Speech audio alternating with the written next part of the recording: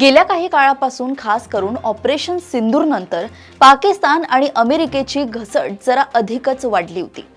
पाकचे लष्कर प्रमुख मुनीर यांनी ऑपरेशन सिंदूर नंतर 2 वेळा अमेरिकेचा दौरा केला। त्यांना ट्रम्प प्रशासनाकडून मोठा बहुमानही देण्यात आला होता। अर्थात त्यासाठी पाकिस्तानने अमेरिकेची भरपूर हुजुरी केली। भारत पाक यांच्यातील युद्ध ट्रम्प यांनीच थांबवले असे पाकिस्तानने उघडपणे कबूल केले। त्याशिवाय ट्रम्प यांचे नाव शांततेच्या नोबेल पुरस्कारासाठीही पाकिस्तानने सुचवले।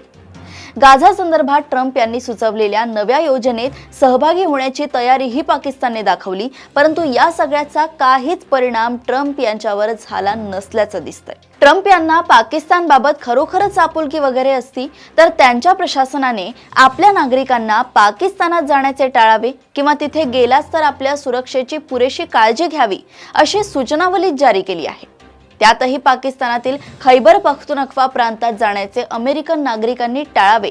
त्या भागात केव्हाही कुणावरही हल्ले होऊ शकतात असे ट्रम्प प्रशासनाने आपल्या नागरिकांना सावध करताना म्हटलंय। आतंकवादाचा किंवा पर्यटकांच्या जीवाला असलेल्या धोक्याचा विचार करून विविध स्तराच्या खबरदारीच्या सूचना अमेरिका प्रशासन जारी करत असते।